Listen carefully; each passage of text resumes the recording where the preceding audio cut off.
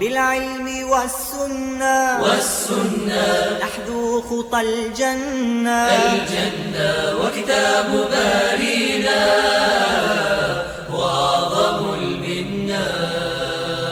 بالعلم والسنة نحذو خطى الجنة وكتاب بارينا وأعظم المنة. لا أكتم القلب سرا بما خبى هي نبعنا الصافي هي خير من ربى. لا أكتم القلب سرا بما خبى هي نبعنا الصافي هي خير من ربى. الجيل رهن يديك وديعة بيديك. Pendant la formation, où il a eu la responsabilité de vous entretenir sur les protections intimes, sur l'hygiène intime plus particulièrement. La sœur Amina, vous l'avez remarqué sur le programme, il est mentionné qu'elle est étudiante en GRH, j'allais dire diplômée en GRH. La sœur Amina Oul-Mouaïman, elle se distingue parmi tant de sœurs, machallah. Nous prions qu'Allah l'élève, qu'Allah la préserve. Elle a été majeure de sa promotion à ISEM, où elle a brillé par son travail. Elle continue de briller par ses efforts. Aujourd'hui, elle est là pour nous accompagner. Son nom, Amina, qui renvoie au dépôt en arabe. Qui veut dire la mère. Ayman, qui veut dire la baraka. Ça nous dit un peu de tout. Amina est pour le dépôt. La mère, la baraka, elle a les barakas. Nous espérons qu'elle aura la charge de nous livrer ce dépôt. Elle aura aussi l'instinct maternel de nous entretenir. Elle va nous englober par des paroles de bénédiction. La sœur Amina Ayman, l'auditoire est à votre écoute.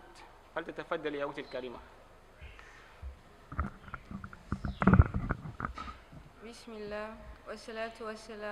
Toutes les louanges appartiennent à Allah qui nous a permis une fois de plus de nous retrouver dans cette mosquée, occasion renouvelée pour échanger sur la parole d'Allah subhanahu wa ta'ala. Nous implorons donc Allah de nous faciliter la bonne compréhension ainsi que la mise en pratique. Suite à quoi, aujourd'hui nous allons parler de la pudeur. Le thème qui nous est affairé, c'est « Ô toi ma sœur, sois pudique ». Donc nous allons échanger autour de quelques articulations, notamment ce qu'on entend par la pudeur. Donc on va aborder la définition de la pudeur. Par la suite, on parlera des arguments du Coran et de la Sunna qui traitent de la pudeur. Ensuite, on passera aux paroles des savants en ce qui concerne la pudeur. Par la fin, nous achèverons avec des exemples, des cas pratiques sur la pudeur. Alors sans tarder, nous allons entamer. On peut définir la pudeur comme étant l'ensemble du savoir, du langage, l'ensemble du savoir-faire, du comportement. Et lorsqu'on parle ici du savoir, de langage, c'est quoi? C'est ce qu'on dit. Qu'est-ce qu'on dit? Comment est-ce qu'on le dit? Et quand on aborde la notion du savoir du savoir-faire dans le comportement, c'est comment se comporter en fait. Parce que pas mal de personnes se disent que la pudeur se limite seulement à l'aspect vestimentaire ou au fait de baisser le regard. Oui, mais cela va bien au-delà de cela. On a un autre aspect qui est bien plus profond, qui est bien plus parlant. C'est le fait que la pudeur soit au centre de la morale du croyant. Parce que la pudeur est une branche de la foi. À cet effet donc, il s'agit d'un trait de caractère qui distingue l'individu, qui fait en sorte que l'individu, dans ses actions, dans ses agissements, dans son comportement, dans sa façon de s'exprimer, que ce soit oralement ou en matière d'action, qui se distingue. Pourquoi? Parce qu'il a la pudeur.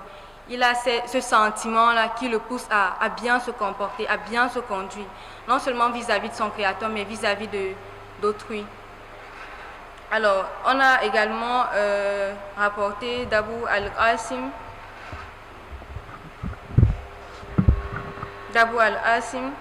al-Junayd, qui dit la pudeur est la reconnaissance des bienfaits d'Allah vis-à-vis de nous.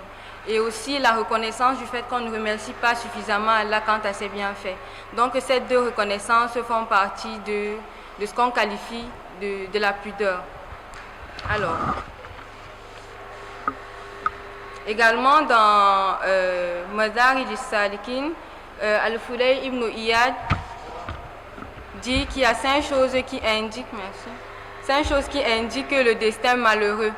Et parmi ces choses, il y a le peu de pudeur. On n'a pas mentionné ici le manque de pudeur, mais le peu de pudeur.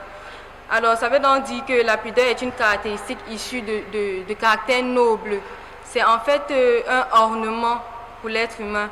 Et c'est dans cette lancée que nous entrons directement dans les arguments du Coran et de la Sunna. Notamment quand Allah fait l'éloge de la fille de l'homme pieux. De qui s'agit-il? Il s'agit de l'épouse de Moussa. Lorsque Moussa se trouvait dans la ville de Madian, il observait des gens qui abreuvaient leurs bêtes. Mais il y avait 2 femmes qui s'étaient retranchées de côté. Alors il leur dit, qu'est-ce que vous voulez? Elles disent qu'elles veulent abreuver leurs bêtes, mais elles ne le feront que lorsque les hommes seront partis. Donc elles ne veulent pas se mélanger aux hommes. Donc Moussa abreuva leurs bêtes et elles retournèrent chez elles. Une fois retournées à la maison, le papa a dit, mais vous êtes rentrés très tôt par rapport à d'habitude et tout ça. Alors il demande à l'une d'entre elles d'aller rappeler Moussa pour le récompenser. Et c'est là qu'Allah qualifie donc sa démarche dans le Coran, Souratul Qasas, verset 25, où il qualifie sa démarche de pudique. Donc elle a une démarche pudique, elle ne s'est pas exhibée, elle ne s'est pas déhanchée en quelque sorte lorsqu'elle est venue appeler Moussa.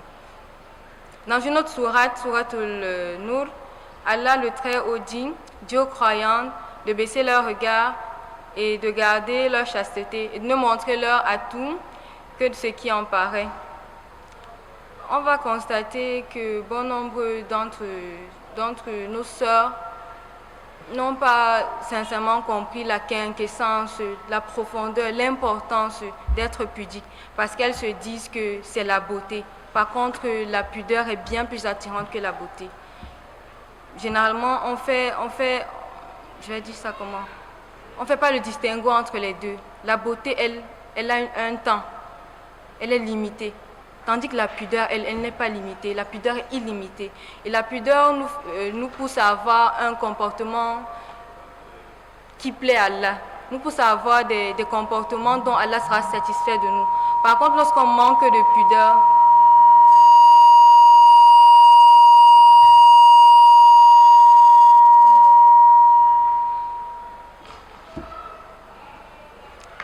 également, il y a un hadith d'Aïcha anha où elle dit, lorsque Asma bint Abi Bakr entra chez elle, le prophète la vit avec un vêtement léger, un vêtement fin. Il détourna directement son regard. À cet effet, il lui dit, Asma, ne sais-tu pas que lorsque la femme atteint l'âge de la puberté, elle doit se couvrir et ne laisser que cela? En disant cela, il faisait mention aux mains et au visage. Ceci veut donc dire que la femme doit se couvrir. Mais au cours de notre échange pendant le séminaire, il y a des sœurs qui me disaient, vraiment on se couvre que lorsqu'on est marié. Ce n'est que lorsqu'on est marié qu'on se couvre. Pourtant, ce n'est pas le cas. Et je ne sais pas où c'est tiré. Également, dans un autre hadith, le prophète sallallahu alayhi wa sallam dit que la pudeur fait partie de la foi. Il y avait un homme qui reprochait fortement à son frère d'être trop pudique, au point de vouloir le frapper. Alors le prophète lui dit d'arrêter, car la pudeur faisait partie de la foi. Nous allons directement aller aux paroles des savants. La pudeur incite à obéir à Allah et à délaisser ses interdits, comme nous l'avons tantôt dit. La pudeur est donc une caractéristique qui mérite des éloges. Un poète dit à ce sujet, on ne mérite d'attribuer science et sagesse qu'à une personne qui ne comporte que 4 caractéristiques. Et parmi ces 4 caractéristiques, il a cité en 2 la vraie pudeur. Parce qu'il y a la fausse pudeur, lorsqu'on fait semblant d'être pudique, alors qu'au fond, on sait très bien qu'on n'est pas pudique. Alors, la pudeur incite également à rester conscient qu'Allah nous observe tant en privé qu'en public, de jour comme de nuit. Un poète également dit, lorsque tu t'isoles dans l'obscurité, prêt à commettre un péché, et que ton âme t'incite à transgresser un interdit, aie honte du regard d'Allah, et dis-toi, celui qui a créé l'obscurité me voit. Ces personnes qui, lorsqu'elles commettent une faute en douce, en cachette, il n'y a qu'elles et Allah qui sachent qu'elles ont vraiment failli. Et elles viennent au grand jour dire, moi j'ai fait telle chose, j'ai fait telle chose, j'ai fait telle chose. Cela aussi fait partie d'une mauvaise pudeur. C'est pas bien. Si Allah a voulu cacher vos défauts, pourquoi les exposer? Pourquoi les exposer? De ce fait, ces personnes ne sont pas ceux qu'Allah préservera de l'enfer. En effet, Al-Bukhari et Muslim rapportent dans leur recueil authentique d'après Abu Huraira radiyallahu anhu que le prophète sallallahu alayhi wa sallam a dit « Toute ma communauté sera préservée, sauf ceux qui manifesteront les désobéissances à Allah, comme ceux qui commettent des péchés de nuit, et alors qu'Allah les avait cachés du regard des gens. Les voilà qui leur disent « un tel, hier j'ai fait telle chose et telle chose. » Pourtant, Allah avait caché leur péché du regard des gens, mais les voilà qui déchirent le voile qu'Allah avait interposé. Alors, on va passer très rapidement au cas pratique. C'est la partie qui me semble la plus intéressante. C'est la partie qui me semble la plus intéressante car elle est plus pratique. Alors, nous allons parler en premier sur le plan vestimentaire parce que la pudeur, c'est aussi bien se vêtir. Alors, lorsqu'il y a bankwana, lorsqu'il y a dendeli, qu'est-ce qu'on met? Lorsqu'on a nos cérémonies de mariage, nos festivités, qu'est-ce qu'on porte? On fait tout pour montrer qu'on a un beau vêtement. On fait tout pour montrer qu'on a les plus belles formes. On fait tout pour montrer que notre make-up est vraiment le plus top. Pourtant, ce n'est pas le cas. Ce n'est pas du tout le cas. Et cela ne relève pas de la pudeur. Et quand bien même on se voile, quel type de voile est-ce qu'on met? Les voiles transparents, les voiles avec des bling-bling, des brillants dessus. Pourtant, l'objectif du voile, c'est quoi? Quel est l'objectif du voile? Couvrir. D'accord. Donc, en est-il des voiles qu'on coud qui sont super slimés, super cintrés là? C'est toujours le voile? C'est pas le voile. Mais pourquoi est-ce qu'on s'attarde dans les porter? Pourquoi est-ce qu'on les met? Pourtant, on sait très bien que c'est pas un voile. Alors, des voiles qui tracent le corps dissimulent forcément nos formes. Cela va de soi. Et puis, dans quel milieu est-ce qu'on les met? À la maison, on peut ne pas porter de voile. Ceci dit, quand on n'a pas des étrangers, des personnes qui ne sont pas autorisées à nous voir sans le voile, on peut rester sans voile. Mais il n'est pas recommandé. Il est même interdit de rester à la maison avec le voile lorsqu'on a des personnes qui nous sont interdites. Voilà. Donc, ça dépend du milieu aussi, dans quel milieu on se trouve. Par exemple, pour celles qui vont à l'école, c'est la plus belle excuse. On nous a interdit ça à l'école. On ne met pas le voile à l'école. Moi, je connais une soeur qui, lorsqu'elle sort pour aller à l'école, c'est à peine si on arrive à distinguer qu'elle va à l'école. Parce qu'elle est couverte. Une fois arrivée au portail, elle retire tout et met dans le sac. Elle entre avec sa tenue. À la sortie des cours, elle remet et elle rentre. Vous pensez qu'elle n'est pas belle? Vous pensez qu'elle n'a pas suffisamment de forme à présenter, à montrer? Non, c'est pas ça. C'est une question de pudeur. Donc, le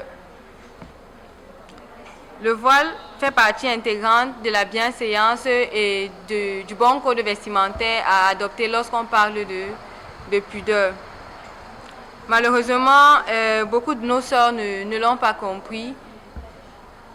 Pourquoi il y a tant de bruit comme ça?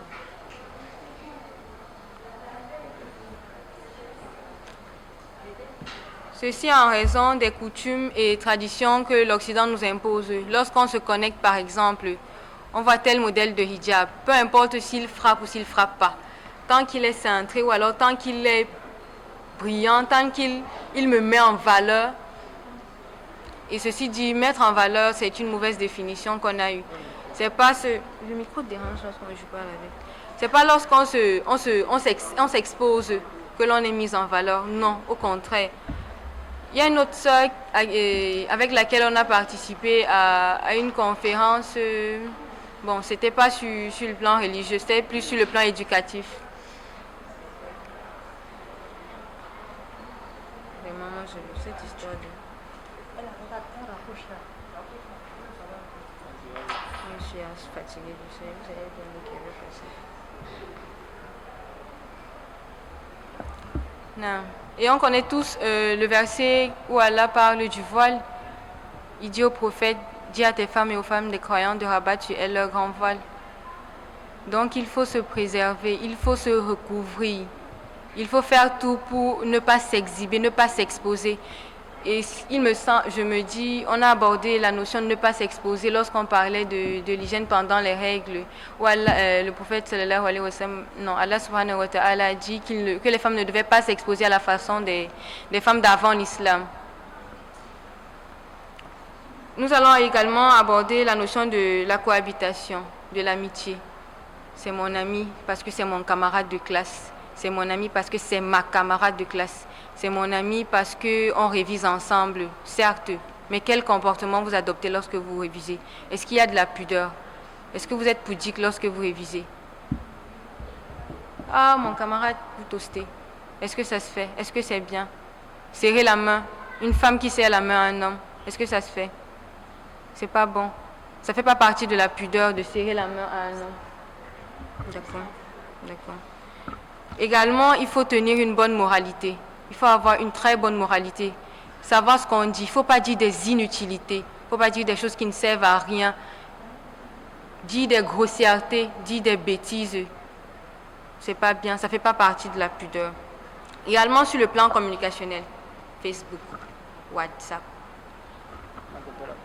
Moindre événement, on snap.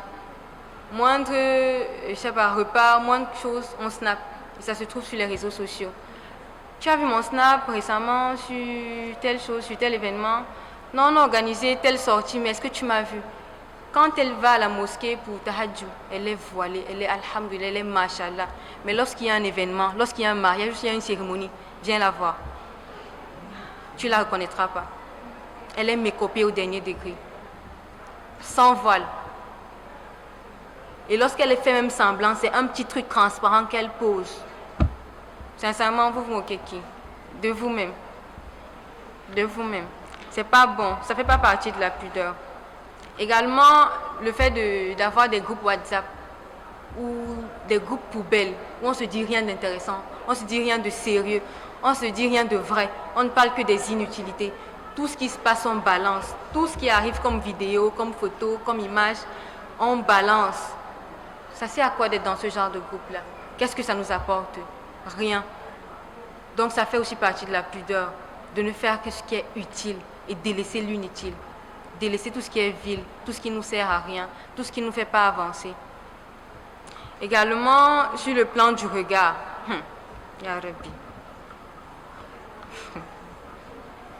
Lorsqu'elle parle avec Oustas, non, Oustas, non, elle est machallah, elle a la tête baissée. Mais lorsqu'elle est dans la rue, elle fixe les hommes du regard. Lorsqu'elle marche, elle veut savoir qui est passé, c'est qui, il fait quoi, il est comment, il a porté quoi. Le FBI, en fait. Le regard. Le regard. Il faut baisser son regard. Ça fait partie de la pudeur.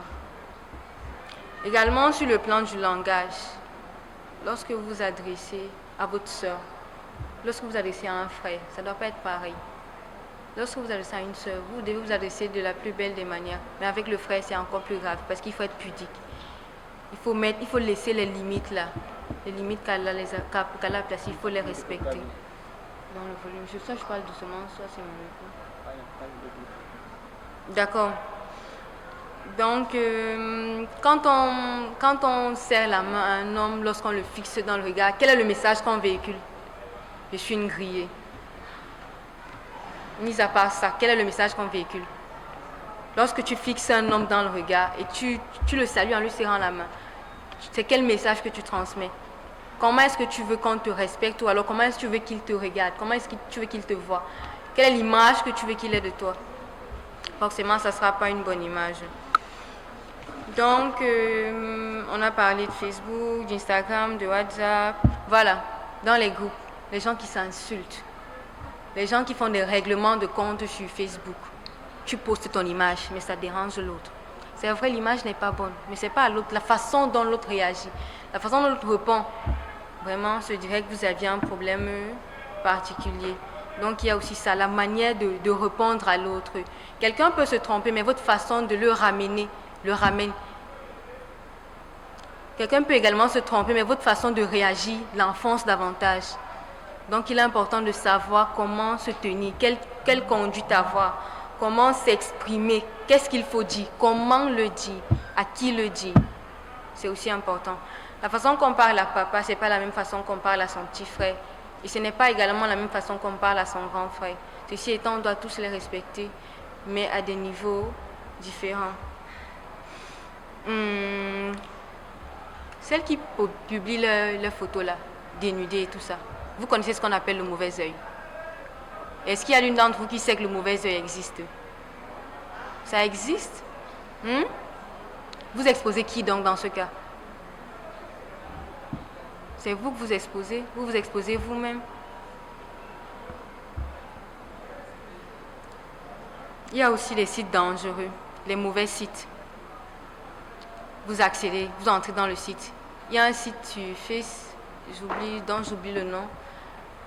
Il ne parle que on va dire de sauvagerie, de grossièreté, de bêtises, de choses pas bonnes. Et c'est pas bon pour le musulman. Surtout pour la femme musulmane. C'est pas bon. Également, nous avons des exemples plus que pratiques. La sœur Khadija, à côté de moi, est une infirmière diplômée d'État. Durant tout son parcours scolaire, il y avait les CCI, il y avait les interrogations, il y avait les soirées culturelles, il y avait les gastronomies, il y avait les trucs de coopérative et tout ça. Mais vous pensez que si elle s'était exhibée ou si elle s'était exposée ou alors si elle avait pris sur elle de faire tout ce qui lui plaît, bon, parce que je suis arrivée au collège, et surtout à partir du second cycle, on se dit vraiment, on a déjà atteint un certain niveau. Quand on commence à abréger le second 2D là, seconde C, seconde A, on pense que vraiment, oui, il faut que la démarche change, il faut que la façon de marcher, la façon de parler change. Quand on a dit que c'est en s'exposant qu'on est à l'abri de, je ne sais pas trop de quoi, ou qu'on est plus bien, ou alors qu'on est plus belle, ou alors qu'on est plus intelligente, ou plus soi. En étant exposé, on se trompe largement, on se trompe entièrement. Donc voici, on a un exemple, un cas purement pratique d'aujourd'hui. Elle a fait tout son cycle, tout son parcours, voilée, sans problème. Celles qui disent qu'au collège, on ne leur permet pas, ou alors au lycée, on ne leur permet pas d'entrer avec le voile. De la distance de la maison au collège, vous faites quoi? Là-bas, on vous interdit de porter le voile? Non. Pendant que vous faites sport, c'est l'occasion alors de montrer que Allah m'a donné. La culotte là même, des fois on la remonte. Par contre, il y a des sœurs, elles mettent des collants lorsqu'il faut faire sport. Ça prouve à quel point c'est... On ne leur a pas dit ça. Volontairement, de façon, je vais dire innée. Elle veut se préserver, même s'il y a sport, même si c'est l'examen, c'est l'OBC. Elle met un collant et il y en a qui mettent des pulls à l'intérieur juste parce qu'elle ne veut pas s'exposer. Certains mettent même des joggings. Au cours de la soirée culturelle, soirée culturelle, on a bien dit soirée culturelle. C'est ça, non? Je dois mettre une robe. Ouais. C'est ça ou c'est pas ça? Je me trompe. D'accord. Donc nous devons faire attention à tout cela. C'est pas parce qu'on s'expose ou alors c'est pas parce qu'on respecte sa religion qu'on ne pourra pas atteindre ses objectifs. Au contraire, lorsque tu te préserves, voilà, Allah te préserve. Lorsque tu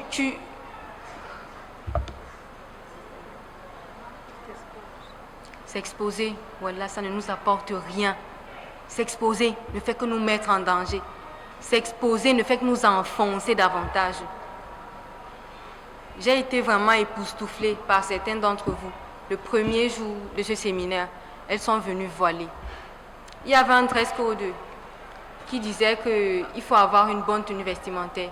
Mais avant même que le dress code ne soit lu ou ne soit présenté, il y avait celles qui étaient déjà dans cette nature-là, elles étaient déjà dans cette logique-là, dans cette pensée-là, que je dois être vraiment présentable. Ce sont de croire que c'est mettre des trucs moulants Ou alors lorsqu'il y a un événement, toi tu mets le voile et l'autre ne met pas le voile, elle se moque de toi. Sincèrement, elle se moque de toi. Elle se moque d'elle-même parce qu'elles ne savent pas. Elles ne savent en fait pas. À l'entrée en première année, généralement, on est tellement enthousiaste, tellement fier d'avoir eu le bac. On se dit on va à l'université, en faculté. Ces petits voiles, ce sont les ensembles, c'est le sac, c'est la chaussure, c'est ci et c'est ça. Pourtant, c'est pas ça. On peut acquérir des connaissances et garder son voile. On peut acquérir des connaissances et rester pudique. On peut acquérir des connaissances sans s'exposer.